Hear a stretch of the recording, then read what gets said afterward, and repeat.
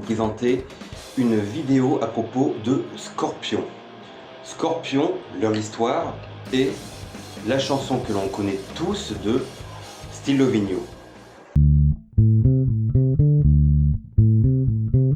Comme beaucoup de jeunes Allemands nés à l'après-guerre, Klaus Meine et Rudolf Schenker ont été influencés par la musique et le mode de vie américain, également appelé American Way of Life. Ils sont influencés par Presley, portent des jeans, mais surtout ils font du rock and roll. Étant tous les deux plus ou moins du même âge, ils ressentirent vite l'irrésistible envie de choper une guitare et de monter sur scène. Vers le milieu des années 60, Meine et Schenker ont eu la chance de recevoir la bénédiction de leurs parents respectifs et purent monter leur propre groupe. On pourrait presque dire qu'ils sont mariés, dit comme ça. Mais bon. C'est ainsi que naquirent les Scorpions. Le petit frère de Rudolf, Michael Schenker, fut, comme Matthias Jabs, emporté par la culture rock alors florissante. Guitariste et auteur, Rudolf influença très tôt le groupe avec des riffs qui ne sont pas sans rappeler les Yardbirds, Pretty Things et Spooky Tooth. Il voulait faire du rock, du dur, du vrai. Du hard rock. Dans les débuts du groupe, la voix de Meine et le timbre des mélodies est une recette qui plaît. Le son Scorpion est né avec le groupe et est déjà très reconnaissable. Une gratte hard rock puissante qui n'est pas sans rappeler Jimi Hendrix, Led Zeppelin, d'autres groupes du milieu des années 60. Ceci dit, Scorpion se distingue par la présence et la symbiose de deux guitares. La symbiose plus précisément de riffs puissants d'un côté avec des solis tantôt infernaux tantôt relaxants.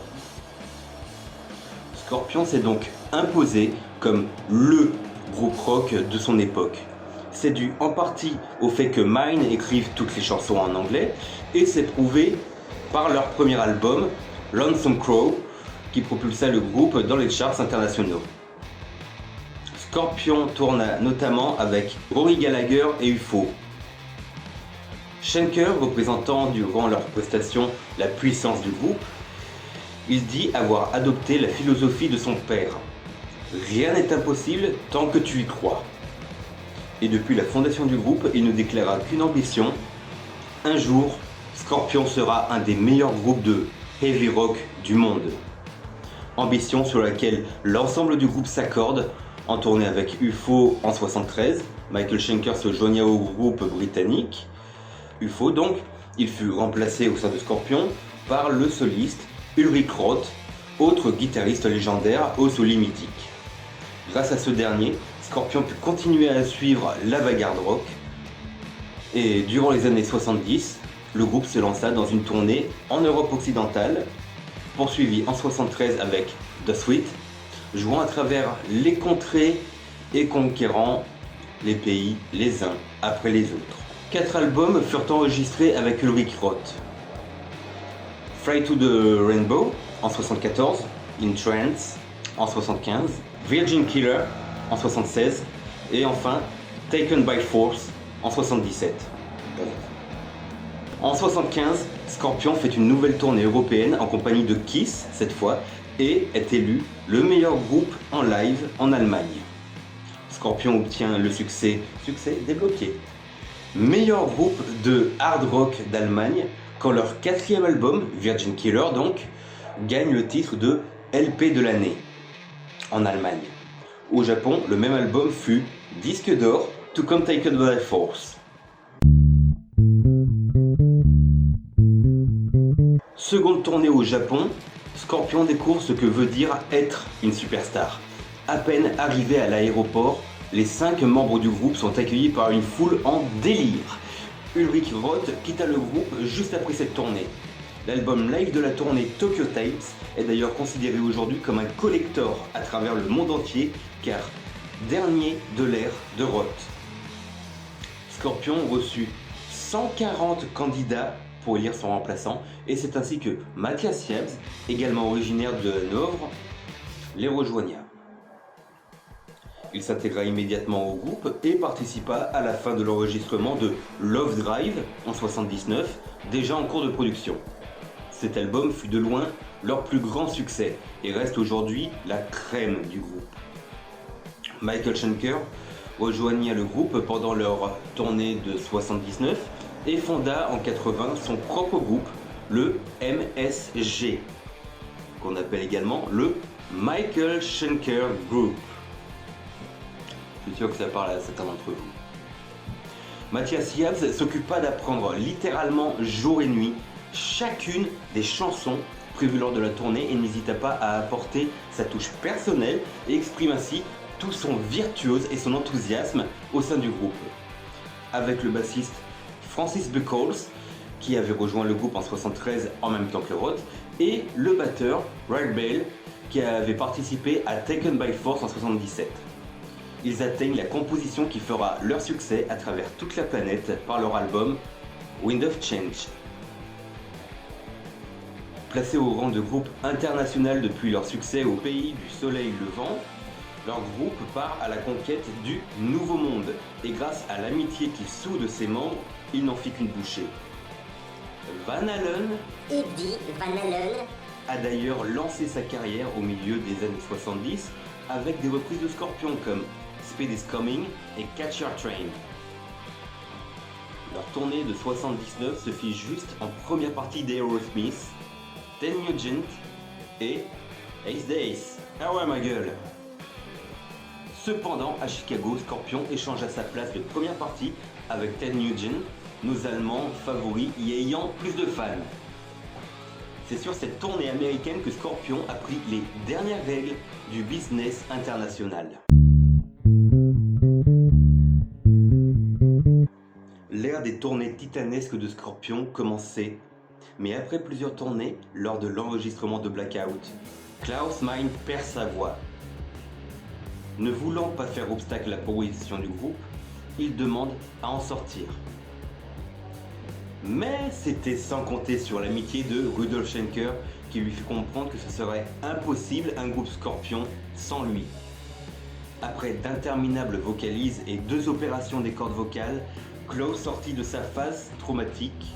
Mieux encore, en 82, il émerge avec une voix beaucoup plus puissante qu'auparavant, force d'exercice. Un critique a même écrit « Ils ont échangé ces cordes vocales par des cordes d'acier ». Cette décision de rester aux côtés de leur chanteur pendant ces temps de trouble fut le moment le plus intense de la carrière du groupe. En 82, lors de leur seconde tournée aux US et avec Iron Maiden comme tête d'affiche, Scorpion promut leur album Blackout, le single No One Like You et le LP Blackout arriva au top 10 américain. Et il fut voté meilleur album hard rock de l'année et certifié disque de platine. Non, tant qu'à faire. En 84, grande année, Scorpion devient le premier groupe de hard rock allemand à jouer pendant 3 concerts d'affilée face à 60 000 fans au New York's Madison Square Garden. Madison Square Garden. Très poétique comme nom. Avec 3 albums à la fois dans les charts américains, Animal Magnetism 1980, Blackout 82 et Love at First Sting 84. Scorpion passe 2 années sur les routes en tant que tête d'affiche pour les plus grands festivals rock depuis Woodstock.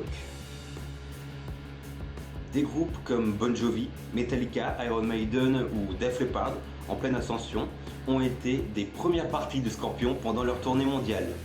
Love at First Sting devient un des plus grands succès de l'histoire du rock. Il inclut ces titres que tout le monde retient aujourd'hui comme Rock You Like a Hurricane et leur pièce maîtresse, Still Loving You. Transition. Still Loving You est une chanson qui a été écrite par le guitariste rythmique Rudolf Schenker en 79 et dont les paroles ont été rédigées par Klaus Meine. Rudolf assure les parties solistes alors que Matthias Yabs sur ce morceau occupe les parties rythmiques, contrairement à leurs habitudes. Ils créèrent une version acoustique de la chanson en 2001 sur leur album Acoustica et en fit également un remake sur l'album Come Black. Still Loving You, c'est une chanson qui respecte ce qu'on appellerait le schéma type de la ballade rock, et pour cause, elle en est aujourd'hui l'emblème, c'est-à-dire que l'on commence doucement avec le riff principal qui va crescendo sur une guitare au son clair, et vont s'ajouter progressivement le reste des instruments pour aller vers le grand rock avec une batterie qui marque un tempo lent et une guitare rythmique avec une disto de plus en plus présente, notamment sur le refrain. Still Loving You s'achève sur le solo de Schenker qui s'évanouit avec l'espoir. Dans cette chanson, on trouve des symboles forts tels que le mur de Berlin qui, si je traduis avec mon anglais lamentable, ta fierté a bâti ce mur si dur que je ne peux le franchir.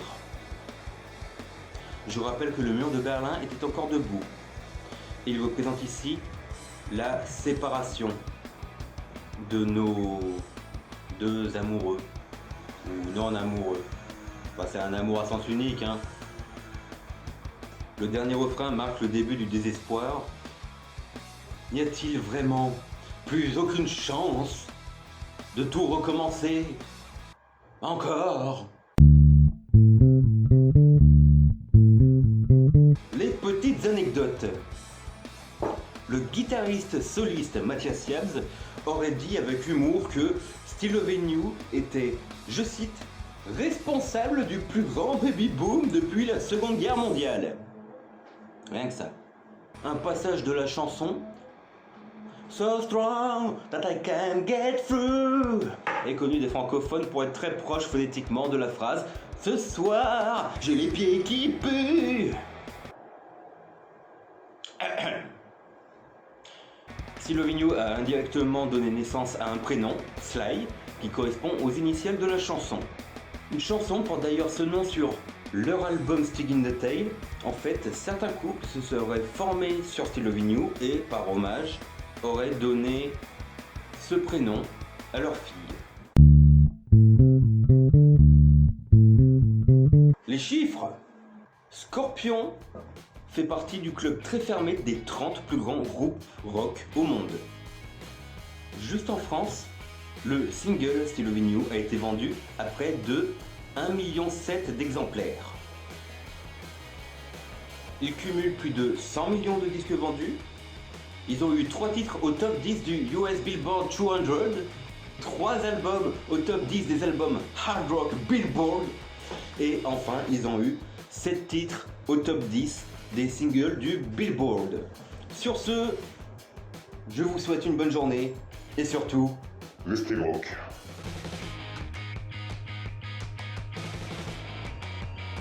une chanson porte d'ailleurs ce nom sur leur dernier album Sting in the Tail. Putain, mais je l'ai pas écrit ça. Catcher du US Billboard 2000.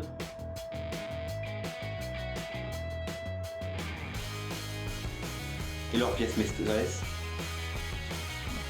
Le dernier refrain marque le début du Balalala. Il est.